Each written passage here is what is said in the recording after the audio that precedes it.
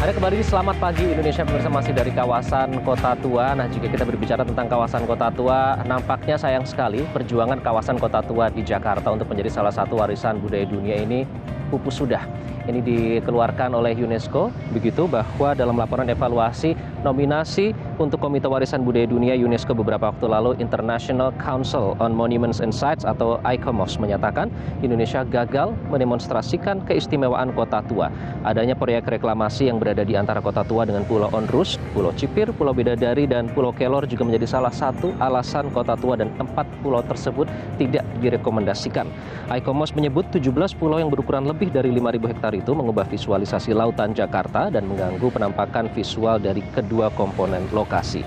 ICOMOS juga menilai pembangunan high-rise building di pusat sejarah berpengaruh negatif terhadap nilai sejarah dan visualnya.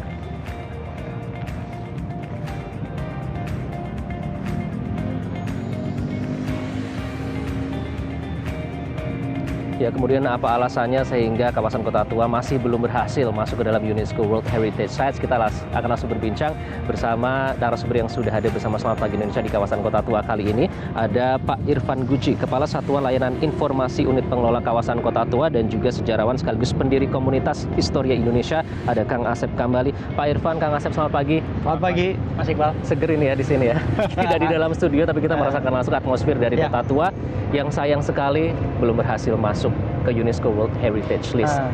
Apa yang terjadi, Kang Asep? Anda termasuk salah satu yang saat itu membuat dosier yang diajukan ke UNESCO. Ya, memang di tahun 2015 awal saya diminta oleh JOTRC dalam hal ini sebagai satu badan yang memang memiliki rencana untuk menjadikan Kota Tua sebagai World Heritage Site UNESCO. Di situ saya bersama banyak ahli, profesor, termasuk ada Profesor Mundarjito, ya, arsitek, profesor juga, ada banyak, dan tujuan utama kita Kota Tua mesti masuk World Heritage Site itu adalah bahwa satu kebanggaan yang besar, apalagi dalam menghadapi Asian Games. Dan saya nilai memang saat itu kita sangat tergesa-gesa, di mana pembangunan Kota Tua, revitalisasi Kota Tua belum berjalan dengan maksimal, apalagi banyak sekali pembangunan yang tidak terkoordinasi dengan baik, seperti itu.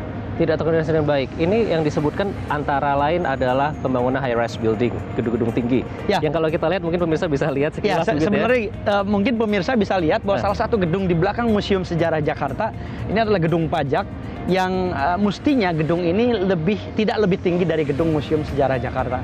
Saya kira kalau UNESCO ini lihat, dan mereka juga pasti sudah lihat, ini tidak boleh seperti ini, karena ini merusak ambience, merusak kawasan, sehingga kawasan itu tidak lagi sebagai old town, karena ada gedung baru yang memang tidak selaras juga bentuk bangunannya begitu dan lebih tinggi dari Museum Sejarah Jakarta. Belum lagi nanti ada beberapa proyek yang startnya saya kira sejak 2005, pembangunan tunnel Beos yang juga kemudian membetonisasikan struktur yang ada di bawah tanah, sisa pondasi dari benteng Kota Batavia misalnya, kemudian beberapa proyek di Pasar Ikan, di Pelabuhan Sunda Kelapa, itu juga kemudian banyak sedikit merusak dari benteng Kubu Ziborg, ya, dari benteng Kota Batavia. Struktur aslinya sudah banyak berubah begitu ya? Banyak sekali otentisitinya sudah jauh ya, termasuk kali besar di belakang Museum Wayang ini, itu juga merusak otentisasi karena dilakukan betonisasi terhadap kali besar. Itu nanti akan kita bahas di segmen selanjutnya terkait dengan kali besar ini. Kang Asep, Pak Irfan, sebenarnya pengelolaan Kota Tua sendiri seperti apa sih? Karena ada beberapa alasan yang berkali-kali disebutkan, antara lain karena efek dari pembangunan gedung yang ada di sekitar sini dan juga reklamasi misalnya, sehingga merubah tata fungsi dari keempat pulau yang juga diajukan kemarin ke UNESCO.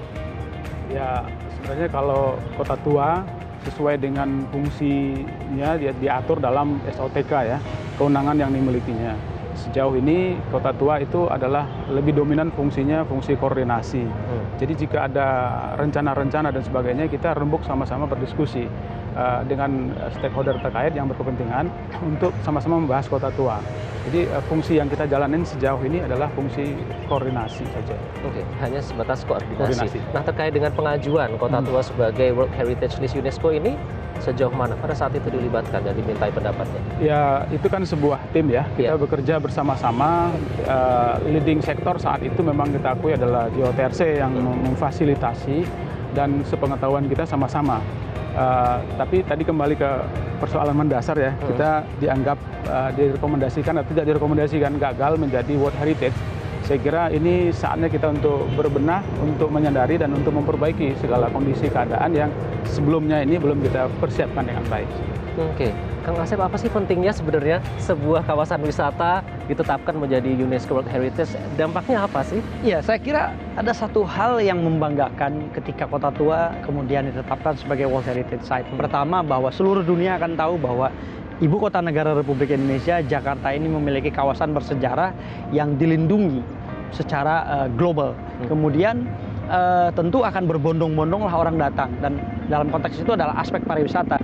Dan memang meski kawasan Kota Tua ini gratis, tidak dipungut bayaran bagi para pengunjungnya, tetapi kalau menurut saya ada satu hal yang nanti didapatkan dari hal-hal lain, misalnya tiket museum, dari pajak-pajak restoran dan lain sebagainya. Saya malah mengusulkan Kota Tua mestinya diberlakukan tiket masuk jika memang diperlukan. Kenapa? Karena akan menjadi sumber PAD. Saya mendapatkan kabar dari Pak Irfal ya, dari unit pengelola kawasan, bahwa per tahun itu lebih dari 8 juta orang mengunjungi kawasan Kota Tua. Per hari dirata-ratakan sekitar 23.000. Tapi ini kan kawasan publik, Kang Asep. Betul. Nanti tidak mengundang protes begitu kok? Ya, ditarik tentu tiket akan ada masuk? protes. Tetapi dalam konteks membangun satu kawasan, ini memang kita perlu gotong royong sama-sama. Kontribusi masyarakat ini akan membantu kawasan ini kemudian menjadi bangkit dan menjadi hebat, menjadi besar. Jadi prinsipnya tidak atau ada retribusi, saya kira sama-sama mesti kita dukung nih Kota Tua, supaya rencana pemerintah, rencana kita bersama untuk Kota Tua, mimpi kita menjadi World Heritage ini terwujud. Kita lebih senang menyebut belum berhasil ya, bukan gagal begitu. Betul, ya? belum berhasil. Nah,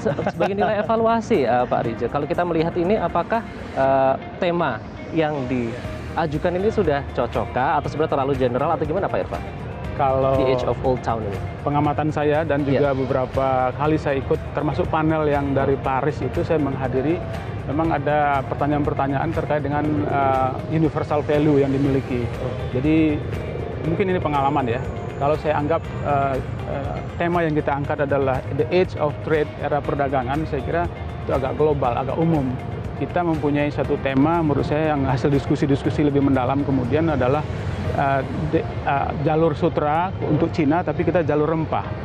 The Age of Spices namanya kan. Nah, itu lebih menarik karena era rempah inilah yang menyebabkan Renaissance di Eropa sana, atau juga penemuan bumi ini bulat dan seterusnya, ini berpengaruh kepada universal value-nya. Tapi kalau Age of Trade, perdagangan, abad perdagangan, ya semua orang juga berdagang, terlalu general, terlalu umum, dimanapun bisa begitu ya. Iya. Tapi mendukung tidak untuk gedung-gedungnya sendiri atau fasilitasnya sendiri untuk cerita itu, misalnya Kang Asep, misalnya temanya lebih fokus tadi seperti Iya, saya kira memang begini, Kota Tua ini kan penuh dengan gedung-gedung bersejarah sejak abad paling muda, paling tua adalah Gedung Museum Sejarah Jakarta, abad ke-18 awal, 1710.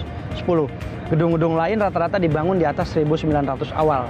Ya. Nah, artinya mereka yang gedung-gedung itu fungsi di zaman Belandanya sebagai pusat perkantoran, asuransi atau asuransi perdagangan, dan juga salah satunya perdagangan. Nah, yang menarik memang ketika kita menyusun dosier mestinya dibuat lebih spesifik lagi, bahwa misalnya peran gedung atau peran fungsi dari gedung-gedung itu dan tidak terlalu tua seperti yang dibilang Pak Irfal tadi, bahwa jalur pelayaran memang menjadi kunci dari awal penjajahan Belanda di sini, kemudian menciptakan satu kota baru yang namanya Batavia.